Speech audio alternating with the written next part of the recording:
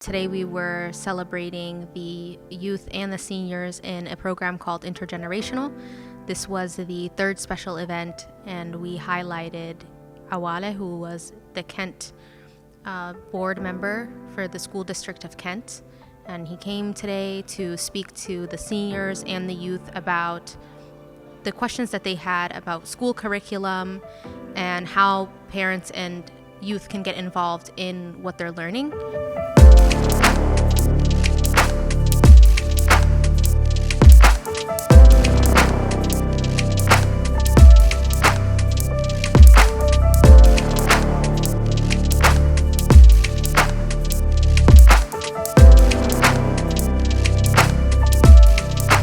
My name is Edna Hussein. I'm a behavioral health program assistant, and today we were celebrating the youth and the seniors in a program called Intergenerational. It was amazing to have Awale, a Somali person, come speak to Somali people. It was coming from someone that they saw, a community member that they know, and it really validated some of the concerns that they had and the questions that they raised in a way that was culturally responsive, because somebody from your community is discussing and agreeing with what these parents were asking. But today was great because, it was a start. It was a start of a great conversation. And you have to start somewhere. Just like with any issue or any hardship or hurdles, we have to have conversations like this. And I think we took a great step forward today as a community to have important conversations about education. And inshallah, the Somali Health Board and Intergenerational Program, we want to help facilitate many more of those conversations. Today I heard a lot of great things, like we need to do another event like this again. The thing our community lacks is the lack of knowledge they have for being the advocate for their own children's education.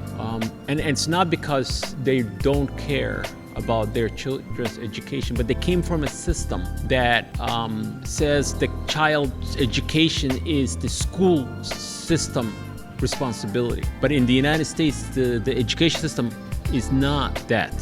Education system is you as a parent is the advocate for your child's education. So our families have that, there's a gap in understanding that. And I'm gonna keep saying that. And also, the other thing that is very important is to go to the board meetings and truly ask for things that they feel the school district is not doing. And because of the system that in the United States is the community is the one that is directly responsible for asking what they need.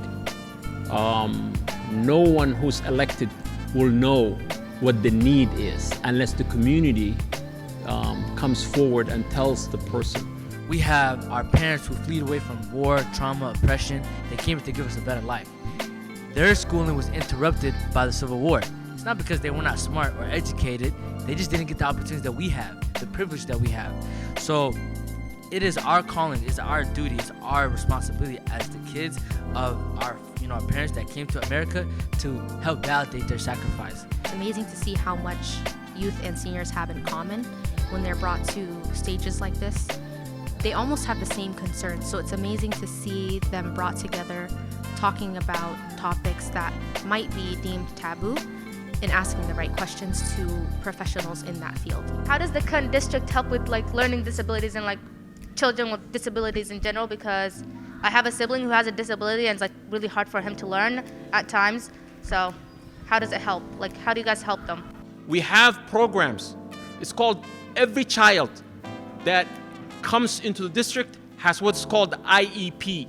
I am the only person of color in a board of 5 in a district that has more than 70% people of color. So I don't have a choice in that matter. As a person of color, not only that, also as a Muslim who's sitting there, I have to advocate for what the Muslim community needs. I think it's very important for elected officials like me and Awale to be at these type of spaces because this is what people elected us for.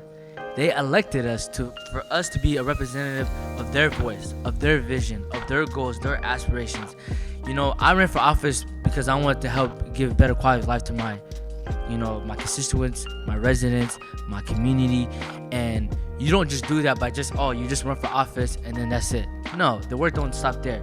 The work is being available, being accessible. As a person of color, you're not really taught like how to work the education system, and to see like somebody trying to teach you how to do it kind of felt nice. I want to thank MAIF for always opening up their space to Intergenerational, and I would like to thank all the staff members who came, who always show continual support, and to the community members who came, because not only were people from the program here, but general community members came from places like Seattle and Redmond that are hours away.